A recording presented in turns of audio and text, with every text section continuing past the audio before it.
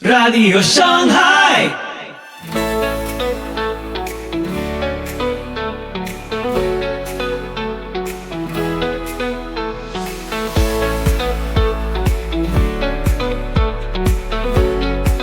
Muy buenos días, tardes o noches, donde quiera que estés. Soy Pipo Biglione y te doy la más cálida bienvenida a Radio Shanghai. Hoy, olvidado por todos, menos por Dios. La cárcel no detuvo el propósito de Dios. Esta enseñanza de César Vidal sobre Génesis 39 y 40 puede cambiar tu forma de ver las pruebas. Así que ponete cómodo porque ya empezamos. Soli Deo Gloria.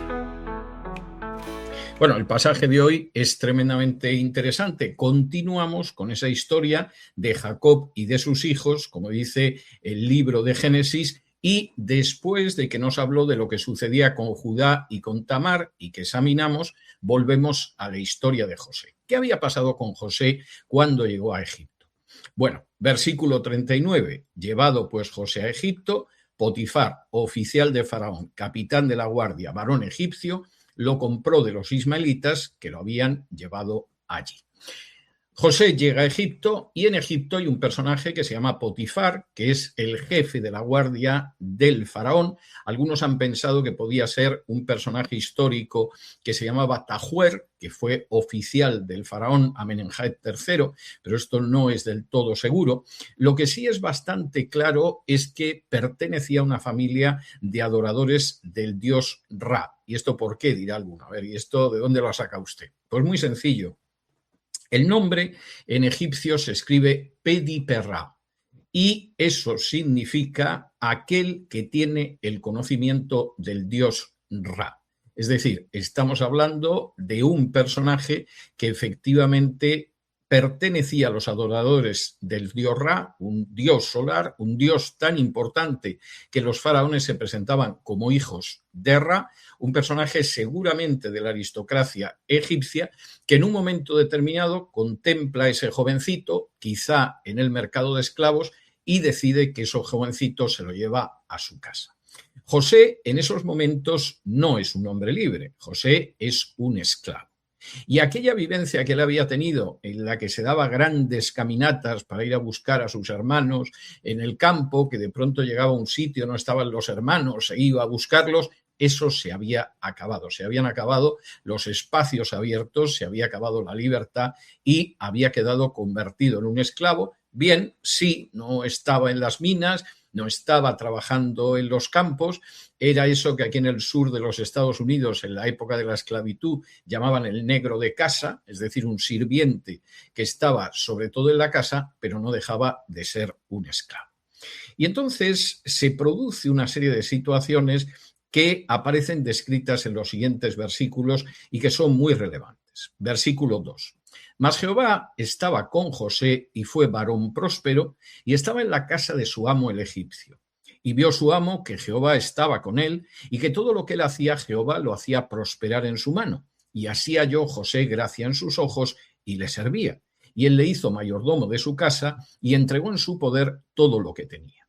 Y aconteció que desde cuando le dio el encargo de su casa y de todo lo que tenía, Jehová bendijo la casa del egipcio a causa de José, y la bendición de Jehová estaba sobre todo lo que tenía, así en casa como en el campo.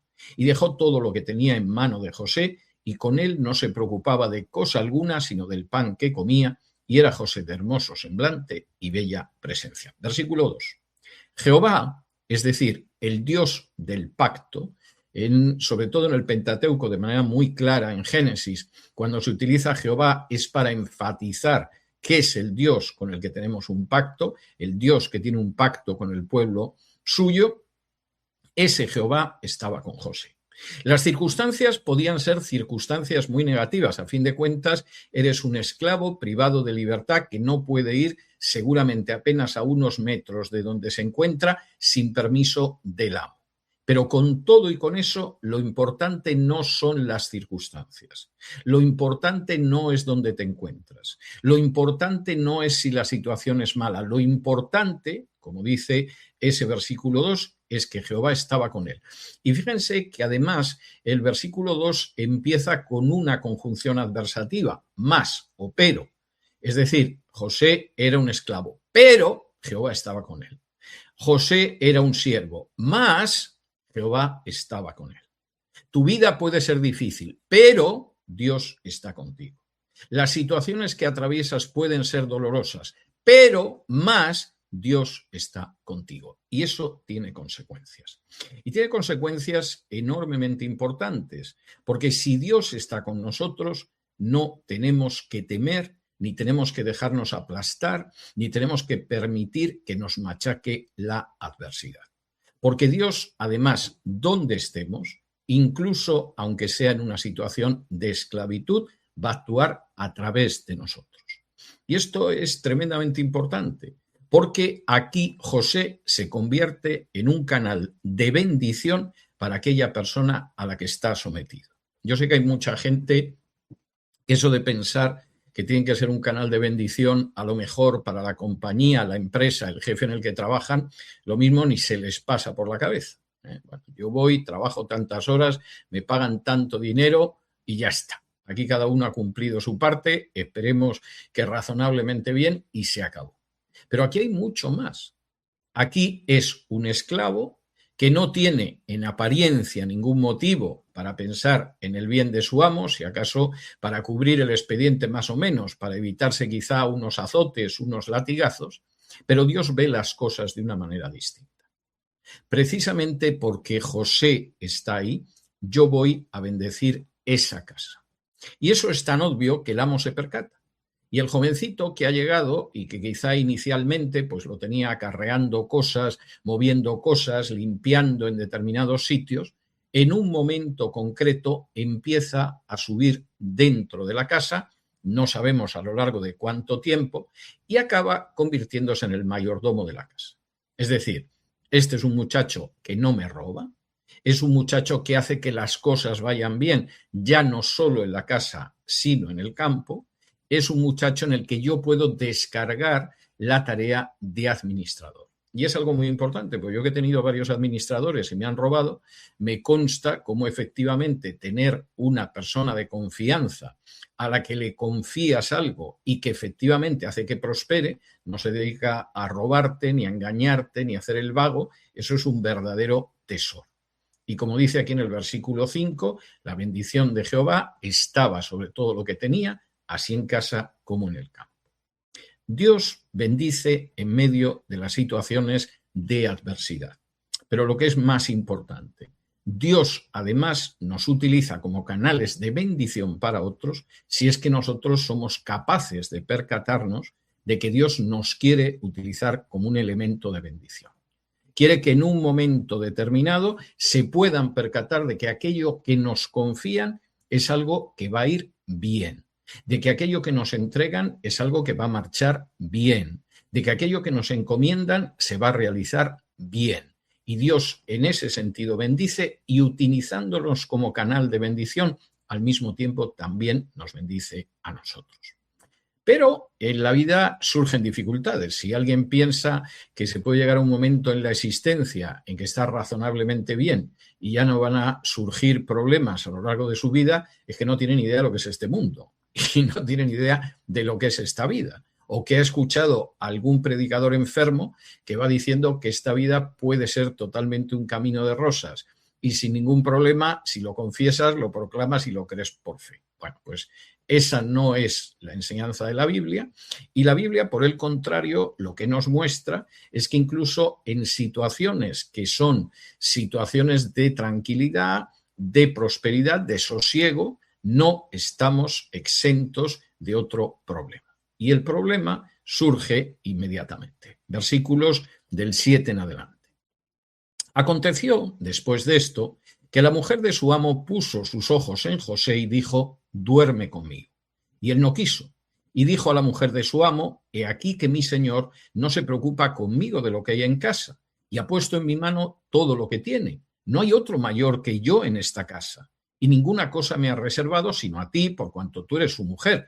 ¿Cómo pues haría yo este grande mal y pecaría contra Dios? La prueba es una prueba clara. Putifar tenía una mujer, previsiblemente siendo un personaje de cierta alcurnia, una mujer o muy bella o una mujer que pertenecía a otra familia de alta alcurnia y por lo tanto ese matrimonio seguramente no había sido por amor, sino por conveniencia o placer de Putifar. En cualquiera de los casos, la mujer de Potifar había visto a un muchacho que era joven y dijo, me voy a acostar con él. Y la respuesta de José es una respuesta que podía haber sido diversa. Muchos hombres habrían dicho, pues vamos a aprovechar la situación. Es decir, ¿cuándo nos vamos a encontrar en una situación en la que en vez de acostarnos a lo mejor con otra esclava, nos vamos a acostar con la dueña de la casa, que con un poco de suerte le vamos a sacar a esa situación un beneficio que no solo va a ser sexual?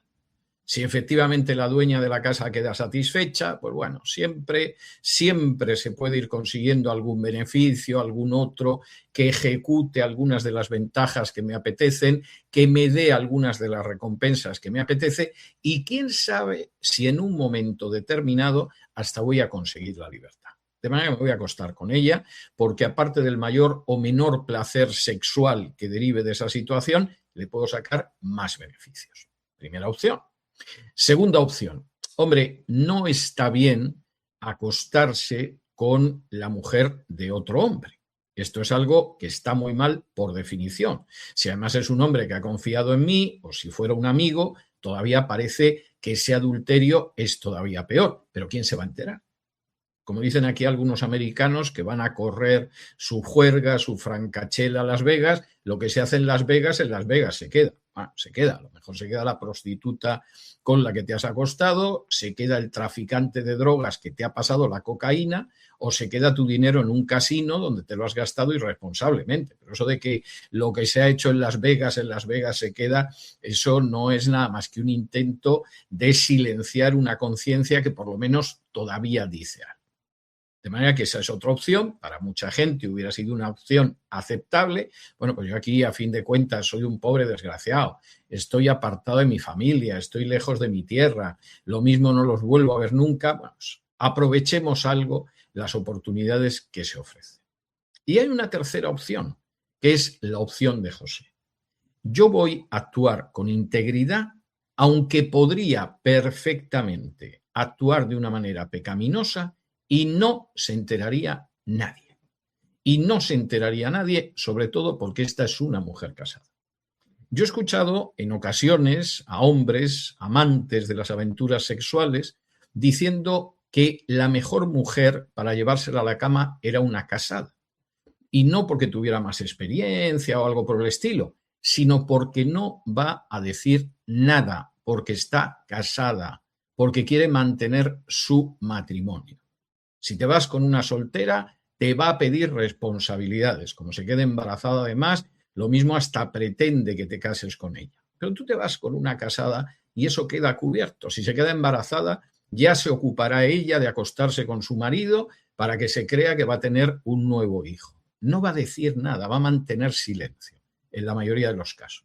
Este es un razonamiento enormemente cínico y desde luego muy malvado moralmente. Pero es la manera en la que piensan muchos hombres dados a este tipo de episodios. Y José lo podía haber pensado. No voy a tener ningún problema, nadie me va a ver y en última instancia puedo sacar beneficio. José, a pesar de que es una situación que se ventila de manera privada, en la que nadie se tiene que enterar de lo que pasa, sin embargo, actúa con integridad. Y actúa con honradez y con integridad. Primero hacia su amo, porque efectivamente el amo se ha portado bien con él. Como dicen los versículos 8 y 9, mi señor no se preocupa conmigo de lo que hay en casa, ha puesto en mi mano todo, no hay otro mayor que yo en esta casa y cómo pues haría yo este grande mal. En primer lugar, porque efectivamente hacer daño está mal, pero hacer daño a alguien que nos ha hecho bien está peor. Y en segundo lugar, por otra razón. Porque es que Dios sí ve las cosas. Y cuando pecamos contra el prójimo y hacemos daño al prójimo de manera consciente, aunque nosotros no nos demos cuenta de ello, estamos pecando contra Dios. Como dice el final del versículo 9, pecaría contra Dios. Y alguno dirá, ¿a Dios qué más le da si te acuestas con la fresca esta? ¿Tú te crees que a Dios le importa que esta mujer engaña a su marido, si la habrá engañado 80 veces. Pero José tiene una idea muy clara. Yo tengo que actuar de una manera íntegra, aunque no se entere nadie y aunque yo pueda obtener beneficios de actuar de una manera que no es íntegra. De manera que yo no voy a hacer este mal, que es grande, no solamente por mi amo, sino además porque se da la circunstancia de que eso implicaría pecar contra Dios. ¿Cómo es pecar contra Dios? Cada vez que hacemos daño a alguien, y no digamos ya si encima lo hacemos contra alguien que ha hecho bien. ¿Y qué pasó? Bueno, pues evidentemente la mujer no estaba por la labor de que la desanimara. Dice el versículo 10, hablando ella a José cada día y no escuchándola a él para acostarse al lado de ella, para estar con ella, aconteció que entró él un día en casa para hacer su oficio y no había nadie de los de casa allí. Y ella lo asió por su ropa diciendo, duerme conmigo. Entonces él dejó su ropa en las manos de ella y huyó y salió. Cuando vio ella que le había dejado su ropa en sus manos y había huido fuera, llamó a los de casa y les habló diciendo, mirad, nos ha traído un hebreo para que hiciese burla de nosotros. Vino él a mí para dormir conmigo y yo di grandes voces y viendo que yo alzaba la voz y gritaba, dejó junto a mí su ropa y huyó y salió. Y ella puso junto a sí la ropa de José hasta que vino su señor a su casa. Entonces le habló ella las mismas palabras diciendo, el siervo hebreo que nos trajiste vino a mí para deshonrarme. Y cuando yo alcé mi voz y grité, él dejó su ropa junto a mí y huyó fuera. La mujer siguió insistiendo y por lo que cuenta aquí, insistía cada día. Muy posiblemente se hacía la encontradiza con José, pues cuando doblaba una esquina de la casa, cuando iba por el pasillo, cuando coincidía en una habitación, muy posiblemente le diría, anda que lo que te estás perdiendo, José, pero ¿por qué? ¿Es que acaso no te gusto? Etcétera, etcétera, etcétera. La típica palabrería en todas estas historias de seducción. Y José seguía negándose. Pero en un momento determinado se produjo una muy infeliz situación, una casualidad muy triste y muy lamentable. Un día José entró en la casa para realizar su trabajo, se supone que muy posiblemente dormía con el resto de los esclavos, pero luego para realizar las tareas de la casa entraba en la casa principal y ese día estaba la mujer y estaba él. Y esa vez la mujer ya no solo habló, fue hasta donde él estaba y lo agarró de la ropa y le dijo, duerme conmigo. Y en ese momento José le podía haber dado una bofetada, la podía haber estrellado contra la pared, etcétera, pero seguramente pensó que no podía utilizar la violencia con la mujer y lo que acabó haciendo es lo más natural. Los egipcios, por regla general, dado el calor enorme de la zona, es una zona, en algunas zonas, en algunas partes de Egipto donde yo he estado, pues había más de 50 grados a la sombra, que es una temperatura tremenda, seguramente no sería en el caso de la casa, pero la gente llevaba o solamente un faldellín, como una especie de faldita pequeña, los hombres en las épocas de verano, y en las épocas de invierno llevan como una especie de túnica. Nada más, una túnica muy suave de lino, que es un tejido muy fresco. Y cuando la mujer agarró la túnica de José, pues José se sacó la túnica, que es muy fácil, porque no tienes nada más que desligarte de ella y echó a correr. Y claro, cuando la mujer se vio con la túnica de José en las manos, decidió que iba a cobrarse una venganza. ¿Por qué? ¿Porque José era malo? No. Precisamente porque José se había negado de manera repetida y reiterada y constante a ser malo. Porque José era una persona honrada, porque José era una persona decente, porque José era una persona íntegra. Y cuando una persona íntegra se ve tentada por alguien malvado y no cede a la tentación, a la presión, a la maldad, ese malvado o esa malvada en este caso, en muchísimos casos decide que tiene que destruir precisamente a aquella persona que se ha comportado con integridad. Si José hubiera cedido a acostarse con esta mujer, a cometer adulterio, con toda seguridad la mujer lo habría recompensado. Tenía un amante joven y atractivo en casa, bueno, pues le hubiera dado regalos, lo hubiera colocado en mejor posición, lo hubiera favorecido, no cabe la menor duda. Pero como José no había aceptado quebrantar su integridad para ceder a los malos deseos de la mujer, lo único que le podía esperar era la calumnia y la venganza. Y por supuesto, la calumnia era muy clara. Es decir, este hombre ha intentado forzarme, ha intentado violarme y en un momento determinado, pues bueno, yo he conseguido agarrar la ropa, pero ha huido. Y esto, aparte de ser una vergüenza, es sobre todo una humillación, porque este es un extranjero que está en medio de los egipcios para humillarnos.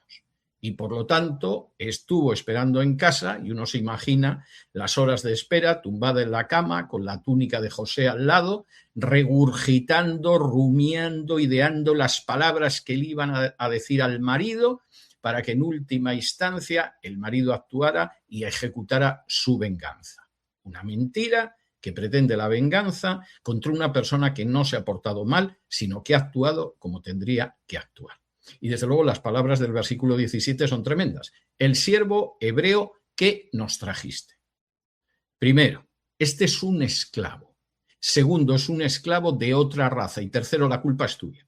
Si tú no lo hubieras traído a casa, no hubiera pasado esto. Y lo que ha pasado es que este miserable extranjero que tú has traído a casa ha venido hasta mí para deshonrarme.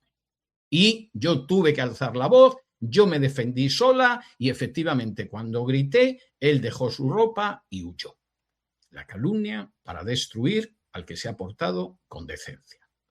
¿Y qué pasó en ese momento? Fíjense, porque esto es tremendamente interesante lo que relata el libro de Génesis. Versículo 19, y sucedió que cuando oyó el amo de José las palabras que su mujer le hablaba, diciendo así me ha tratado tu siervo, se encendió su furor, y tomó su amo a José y lo puso en la cárcel donde estaban los presos del rey y estuvo allí en la cárcel. Una lectura superficial de estos dos versículos daría a entender que Potifar, el amo de José, se creyó el relato de su esposa. Pero no es así. En realidad, cuando uno analiza con cuidado estos dos versículos, lo que comprende es que no creyó a su esposa.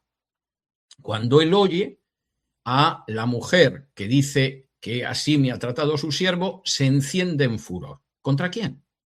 ¿Contra José? Lo dudo. ¿Y por qué lo dudo? Porque si efectivamente hubiera creído que José había intentado violar a su mujer, José hubiera sido ejecutado en ese mismo momento. La pena por violación o intento de violación era la muerte. Y en el caso de un esclavo a una mujer, era la muerte y muchas veces torturas previas hasta que se le ejecutaba. Pero resulta que aquí se aira. Quizá sospechaba que su mujer no era fiel, quizá había habido episodios anteriores, no lo sabemos bien. Ciertamente el amo de José se encoleriza, se enciende su furor, pero no mata a José, como podía haber hecho. No hace que lo torturen o que lo azoten, como podría haber hecho. Lo encierra en prisión, pero ¿en qué prisión? ¿Lo manda a las minas de Nubia para que muera sacando minerales? ¿Lo manda a unas de aquellas prisiones donde había trabajos forzados? ¿Lo manda siquiera a una prisión de delincuentes comunes? No. Lo envía a una prisión especial porque era una prisión donde había gente de alto nivel social. Gente que formaba parte de la élite, de la casta privilegiada del faraón. ¿Por qué habría hecho esto Potifar si realmente se creía que José era culpable de lo que le acusaba a su mujer? ¿No será más bien que Potifar estalla en cólera porque se sospecha la verdad o porque quizá la sabe? Porque al mismo tiempo no puede hacer nada, porque no puede decir mi mujer es una adúltera, mi mujer es una mala mujer, sin desprestigiarse ante la gente que tiene a sus órdenes. ¿No será que estalla en cólera porque se da cuenta de que encima va a perder el único administrador decente que ha tenido a lo largo de su vida?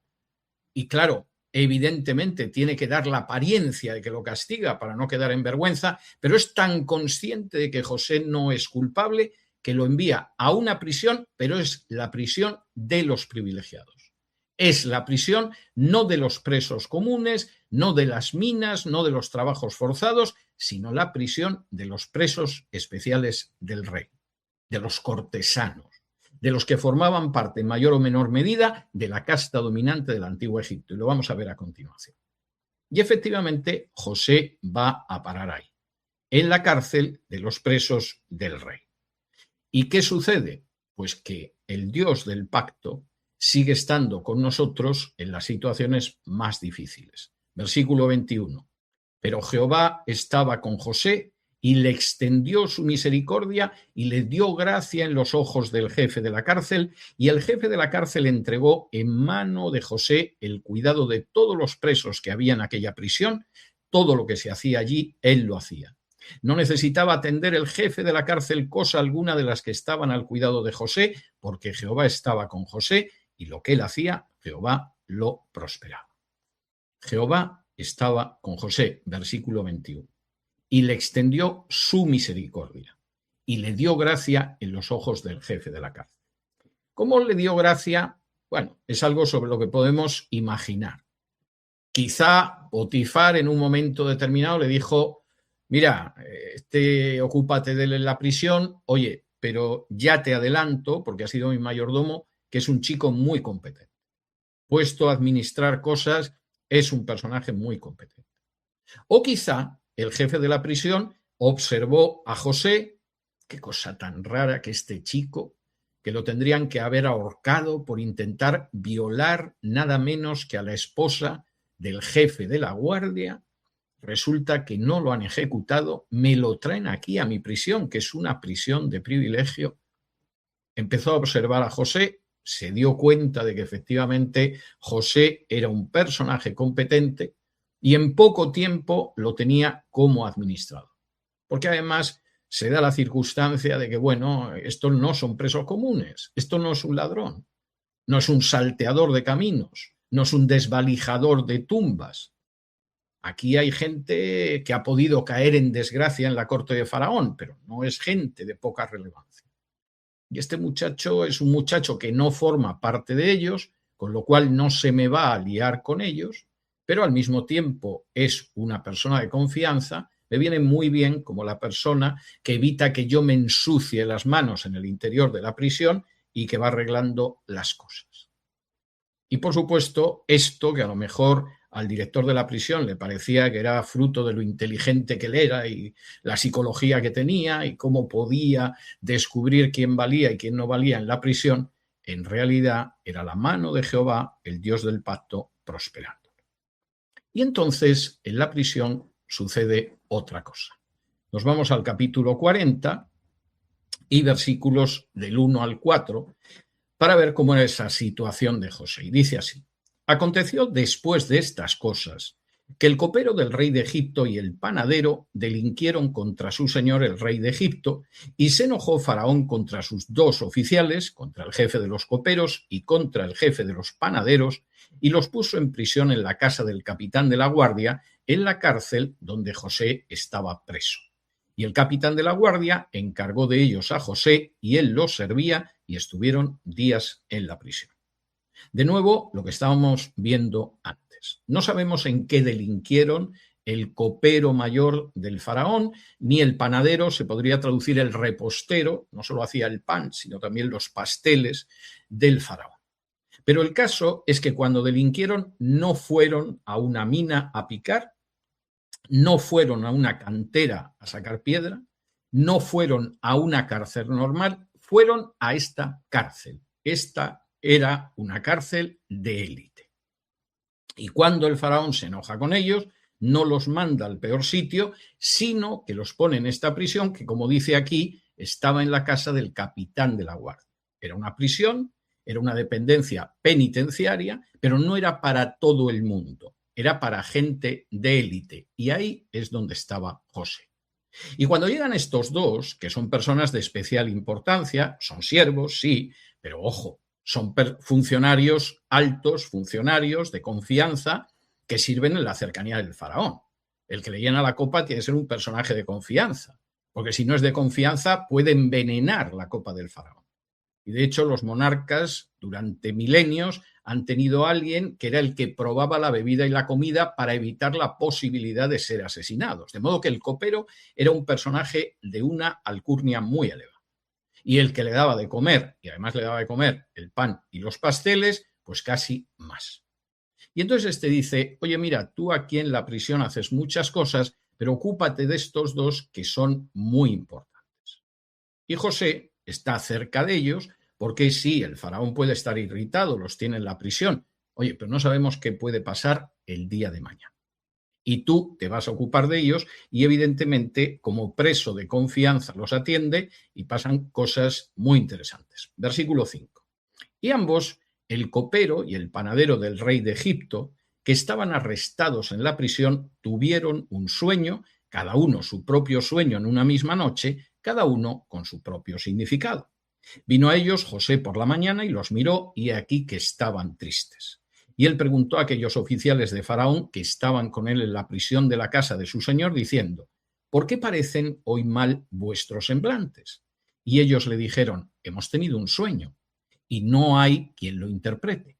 Entonces les dijo José, ¿no son de Dios las interpretaciones? Contádmelo ahora. De pronto se produce un episodio que es inesperado, que no estaba en los planes, que con seguridad José jamás se le pasó por la cabeza. Él sabía que había estado en una casa como siervo privilegiado, que lo habían calumniado injustamente, que lo tenían ahora en la prisión, donde Jehová cuidaba de él, pero no dejaba de ser un preso y no se sabía muy bien qué iban a terminar haciendo con él. Y en un momento determinado le ponen al cuidado de ese copero y ese repostero del faraón. Y una mañana, cuando va a verlos, porque seguramente los atendía de manera directa, quizá era el que les llevaba el desayuno, el que les llevaba el agua para lavarse, era un preso de confianza ocupándose de presos de relevancia, ve que tienen mala cara. Que efectivamente el aspecto que se refleja en la cara es malo, el aspecto que seguramente tenemos los demás cuando tenemos una pesadilla. Les dice, bueno, pasa algo. ¿Qué ha sucedido que tenéis esta mala cara hoy? Y la respuesta de los dos es, hemos tenido un sueño, y el problema no es que hayamos tenido un sueño, es que no tenemos quien nos interprete el sueño. Y José inmediatamente dice, bueno, pero si las interpretaciones de los sueños vienen de Dios, contadme el sueño. Y el sueño es muy interesante. Versículo 9. Entonces el jefe de los coperos contó su sueño a José y le dijo, yo soñaba que veía una vid delante de mí, y en la vid 3 sarmientos, y ella como que brotaba y arrojaba su flor, viniendo a madurar sus racimos de uvas. Y que la copa de Faraón estaba en mi mano, y tomaba yo las uvas, y las exprimía en la copa de Faraón, y daba yo la copa en mano de Faraón. Y le dijo José, esta es su interpretación. Los 3 sarmientos son 3 días. Al cabo de 3 días levantará Faraón tu cabeza y te restituirá tu puesto y darás la copa a Faraón en su mano, como solías hacerlo cuando eras su copero. Acuérdate pues de mí cuando tengas ese bien y te ruego que uses conmigo de misericordia y hagas mención de mí a Faraón y me saques de esta casa, porque fui hurtado de la tierra de los hebreos y tampoco he hecho aquí por qué me pusiesen en la cárcel. El jefe de los coperos le cuenta un sueño que recuerda muy bien.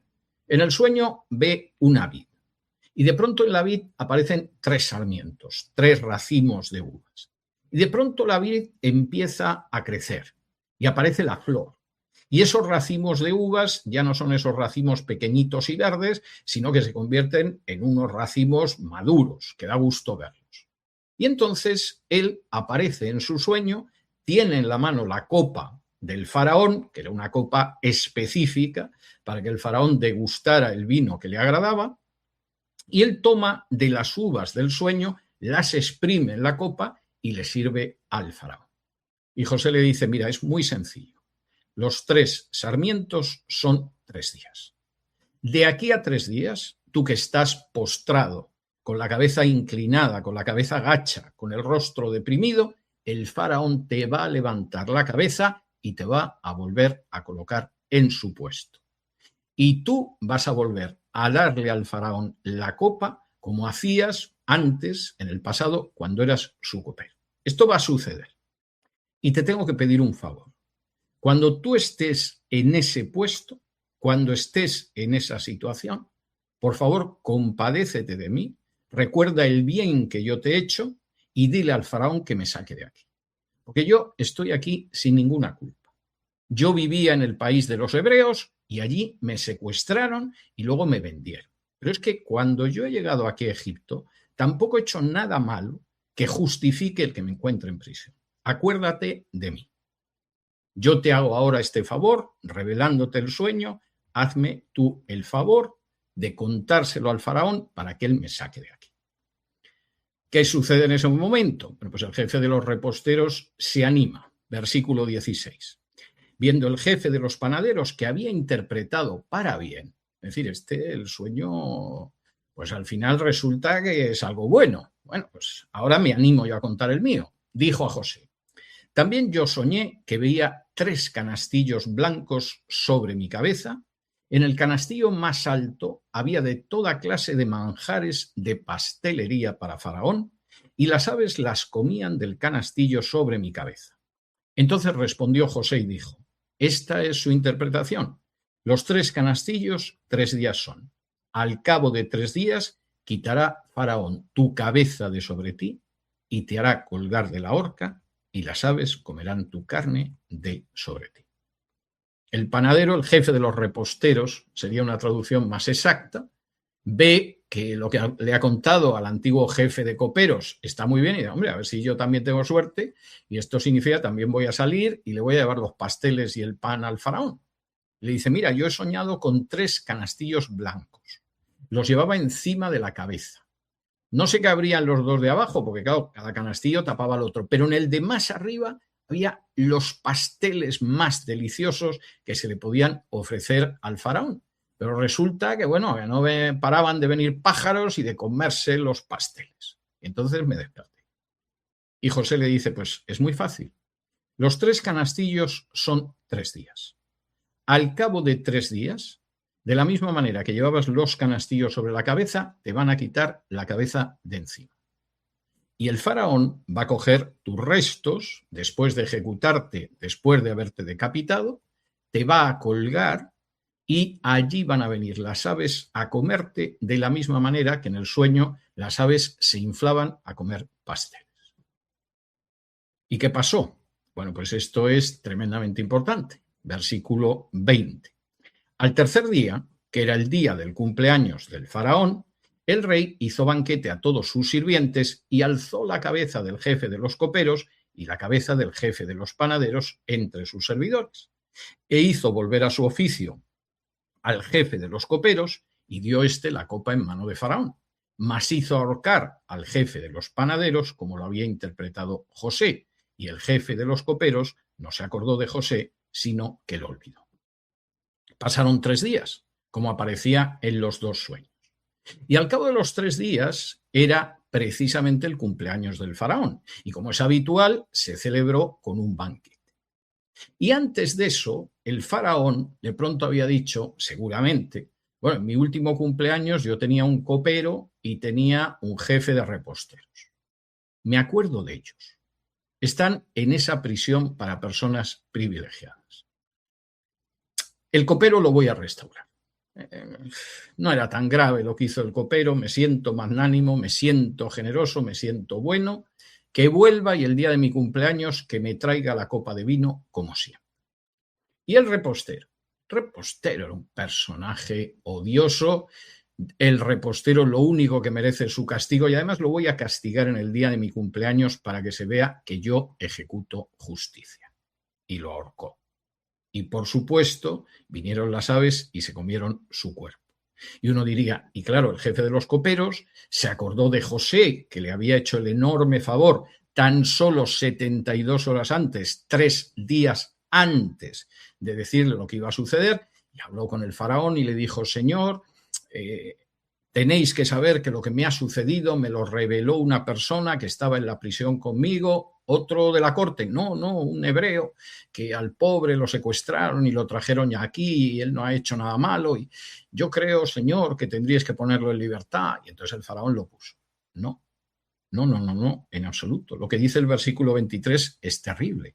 El jefe de los coperos no se acordó de José. Y no solo es que no se acordó y no le dijo ni palabra al faraón, sino que lo olvidó.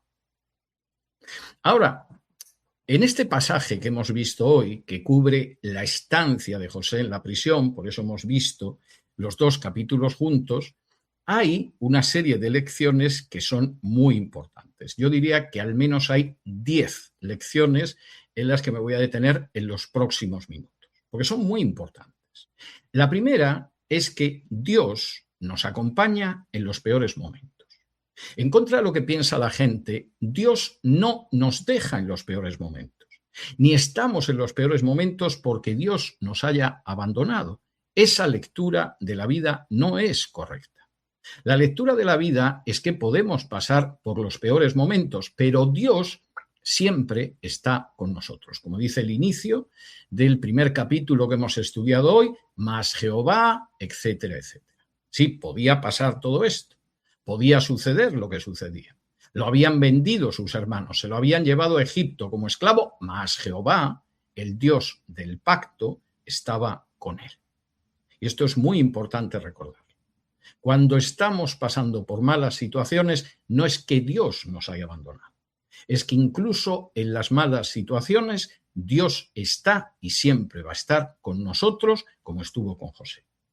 Segundo, Dios desea que seamos canales de bendición para otros, incluso en algo tan sencillo como nuestro trabajo, el trabajo con el que nos mantenemos.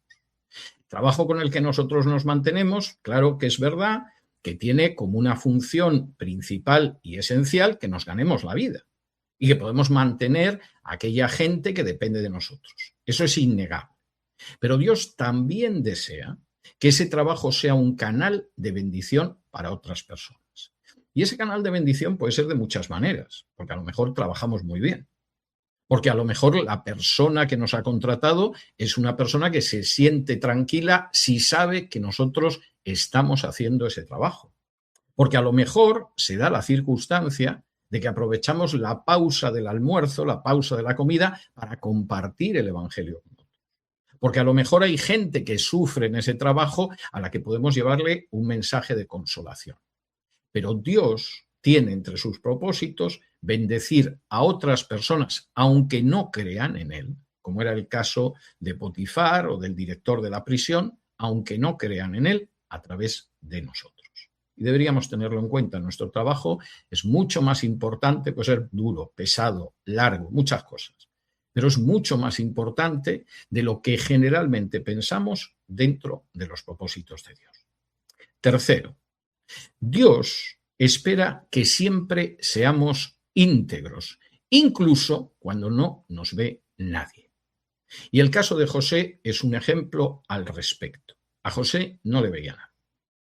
José hubiera podido derivar, pero bastantes buenas posibilidades de no haber sido íntegro. Esto es algo evidente. Podía haber sacado mucho beneficio y no solo acostarse con la señora de Potifar. Y no lo hizo porque nuestra integridad, en muchos casos, cuando queda más de manifiesto, es cuando nadie nos ve. Cuando efectivamente no actuamos de manera íntegra porque hay otro, por ejemplo, un agente de policía que pasa en ese momento por la calle. O porque tenemos delante a gente cercana. O porque quedaría mal si se nos viera en público. La integridad, en realidad, cuando más queda de manifiesto, aunque sea en lo oculto, y más queda de manifiesto porque Dios lo ve, es precisamente cuando es en lo secreto y es en lo oculto. Cuando efectivamente nosotros sabemos las veces que nos hemos negado a tener sexo ilícito con otra persona.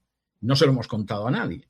Por discreción, por caballerosidad, por vergüenza incluso, y sin embargo nos hemos negado a ello, por integridad. Cuando hemos podido robar y defraudar y no lo hemos hecho. Y no lo hemos hecho no por miedo a que se descubriera y acabábamos en la cárcel, sino porque realmente no podíamos aceptar hacerlo. Cuando hemos tenido posibilidad de hacer cosas malas de las que podíamos derivar y tener un beneficio y sin embargo nos hemos mantenido íntegros. Y el caso de José en este episodio es un ejemplo muy claro. Cuarto, Dios permite que seamos probados. Hay gente que está empeñada en tener una imagen de Dios, y esto es clara e innegable idolatría, que es una especie de abuelo tonto y estúpido que nos concede todos los caprichos y nos evita los problemas.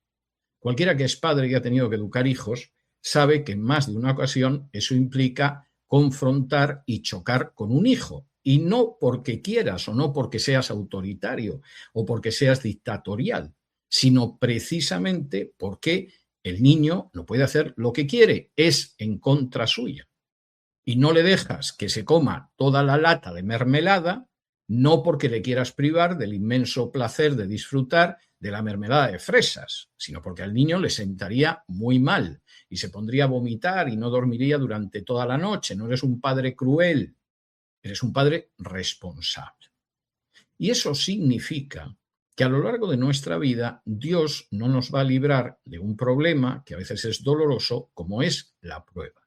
Dios permite que seamos probados. Y permite que seamos probados porque la prueba purifica y porque además la prueba nos permite ir avanzando en nuestra santificación. Dios, por ejemplo, podía haber hecho que esta señora, que no parece que tuviera mucho interés en respetar los votos matrimoniales, se hubiera encaprichado de otro esclavo o de un soldado de la guardia del faraón o cualquier cosa. No impidió que diera rienda suelta a sus bajos instintos, cargándolos sobre José. Y permitió que José fuera probado. Y José pasó bien la prueba, y de ahí vinieron otras cosas que iremos viendo que se encadenan hasta llegar a donde Dios lo quiere llevar. De manera que Dios permite que seamos probados, no nos libra de la prueba. Por el contrario, la permite por nuestro bien. Quinto, Dios permite que seamos calumniados.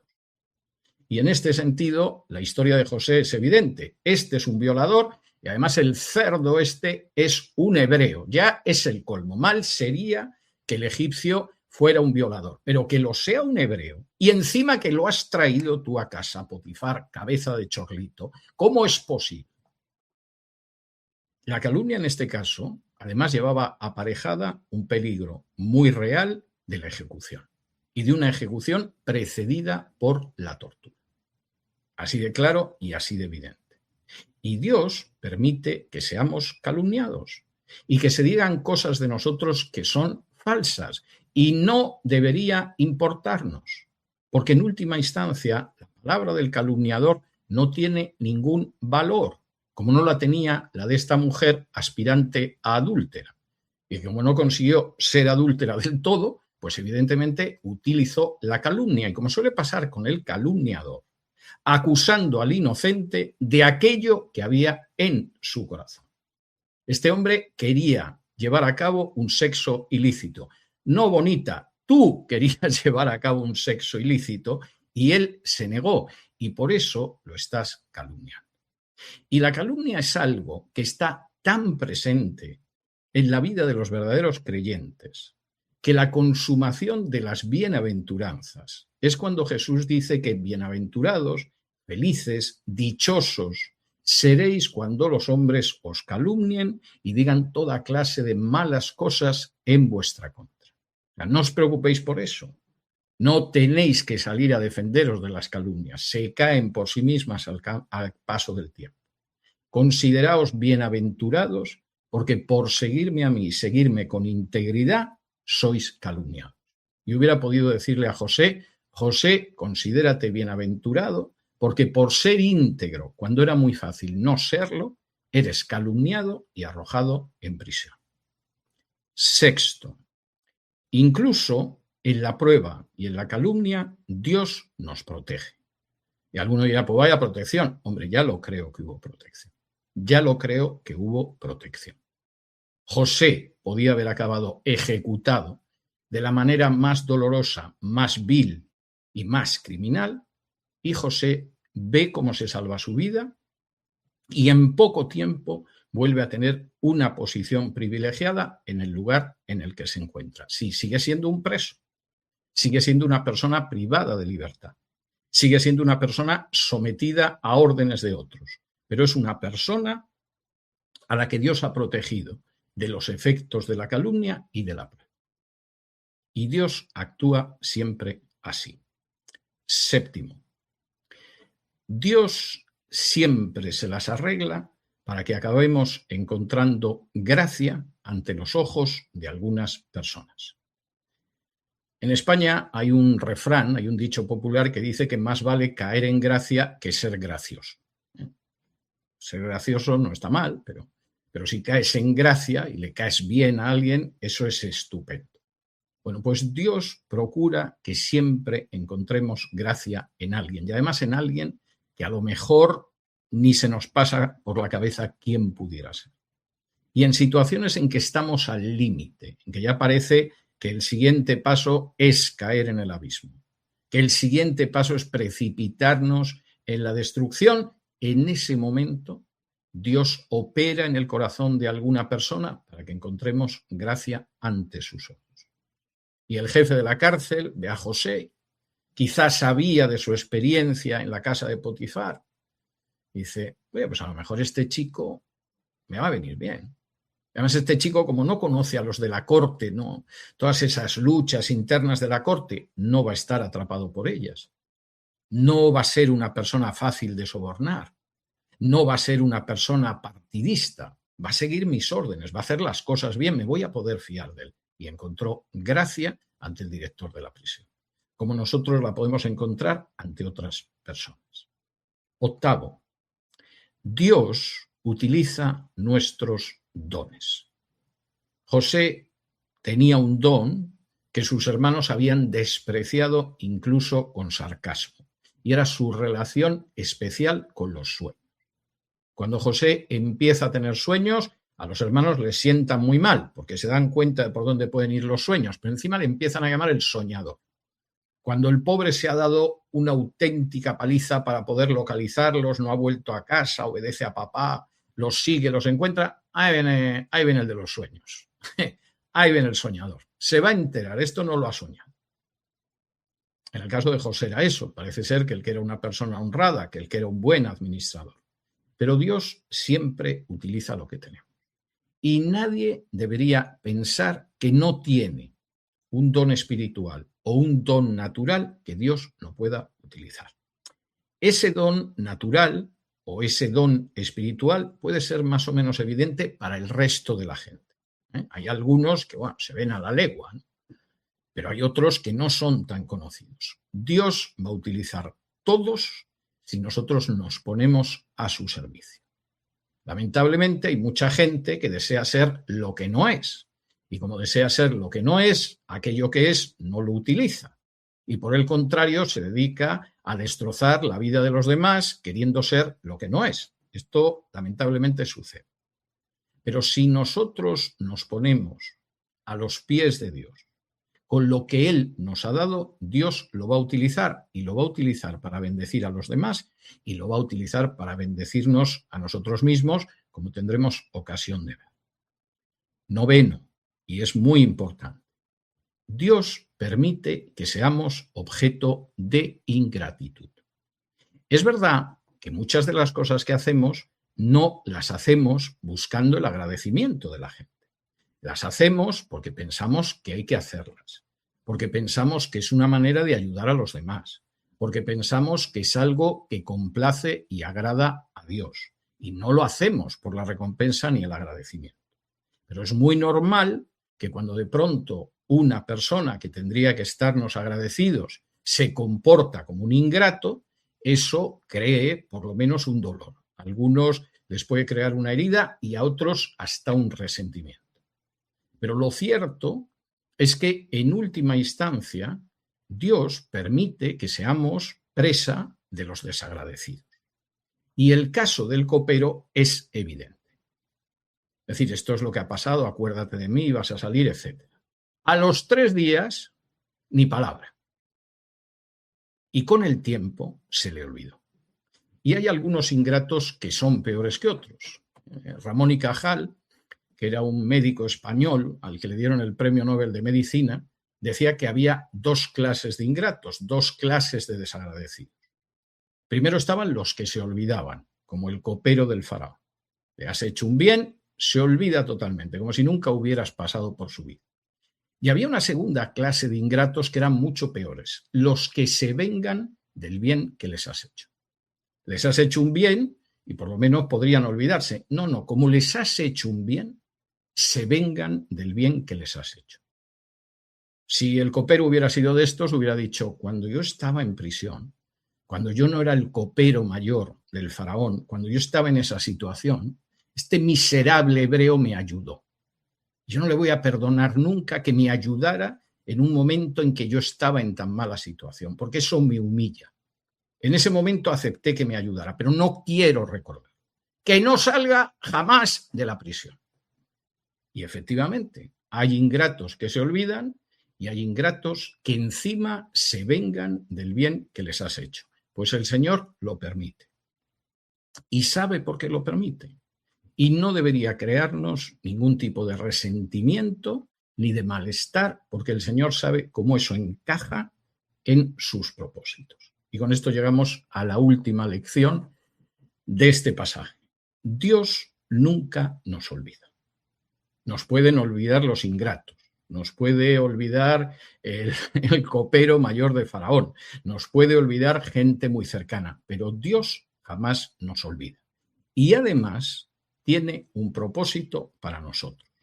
Tiene un propósito que se va a cumplir en nuestra vida, aunque nosotros no solo no lo vemos, sino que a veces nos quedamos desconcertados diciendo ¿dónde está ese propósito? José, seguramente más de una vez, en un descanso del día, en una noche en la celda de la prisión, diría, ¿pero qué hago yo aquí? Yo era un chico feliz, era el preferido de mi padre, me regaló una túnica de colores, vivía recorriendo los campos. Mis hermanos no me miraban bien, pero no hay ninguna familia perfecta. Y de pronto un día me secuestran, me venden como esclavo, voy a parar aquí. Cuando parece que estoy levantando la situación, que la remonto, aparece esa señora, a poco no me matan, me meten en esta prisión. De pronto, por unos instantes, pensé que el copero iba a ayudarme a salir de aquí, pero ha pasado mucho tiempo y el copero es obvio que se ha olvidado de mí. ¿Qué está pasando aquí, Señor? No lo entiendo. Y la respuesta, tanto para José como para nosotros, es: yo tengo un propósito. Yo voy a cumplir mi propósito en ti, como dice el salmista, y no te preocupes, porque aunque no entiendas nada, aunque no puedas ver los hilos con los que yo estoy tejiendo tu historia, ese propósito se va a cumplir. Y hasta aquí hemos llegado hoy con el estudio de Génesis. Espero que realmente hayan podido disfrutar de este estudio. Es maravilloso poder estudiar la palabra de Dios capítulo por capítulo y versículo por versículo.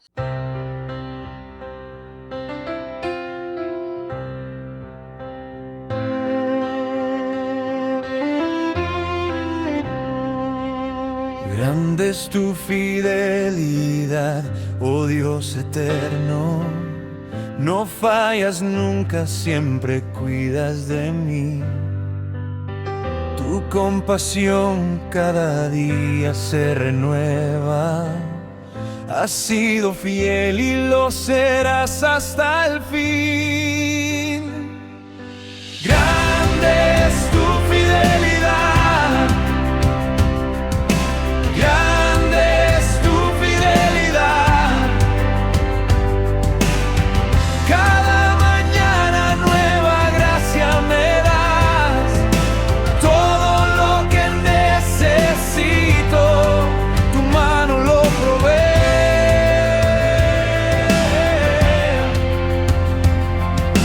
Grande es tu fidelidad, Señor, hacia mí. Cielos y tierra proclaman tu grandeza.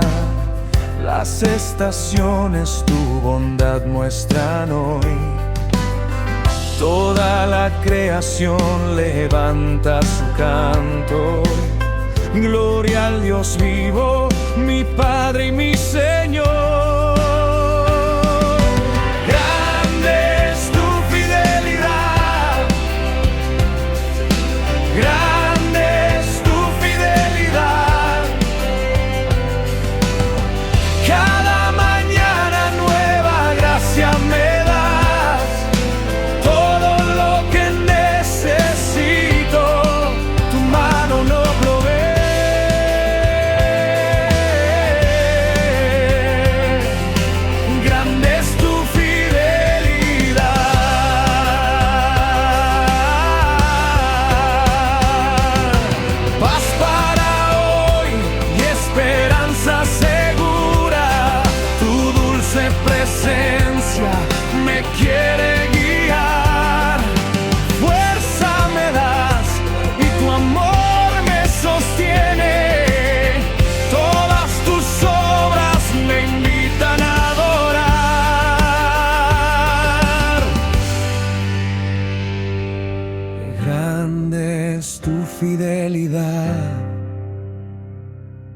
grande es tu fidelidad. Grande es tu fidelidad, oh mi Señor. Grande es tu fidelidad. Grande es tu fidelidad. Grande es tu fidelidad.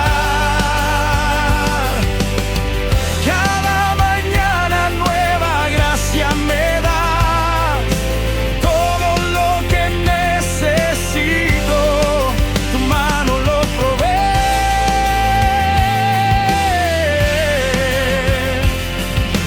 Grande es tu fidelidad, Señor,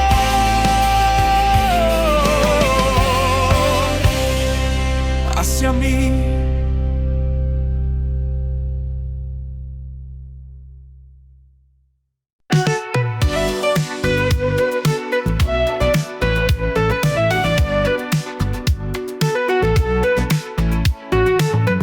Gracias por acompañarnos en este episodio de Radio Shanghai. Tu apoyo nos ayuda a seguir conectando el mundo de hoy con los principios eternos. Por eso, te pedimos que te suscribas, nos dejes tu like para que más personas descubran este mensaje. No olvides seguirnos en Facebook, Instagram y Telegram para estar al tanto de todo. Te esperamos, Dios mediante, en nuestro próximo episodio. Que Dios te bendiga.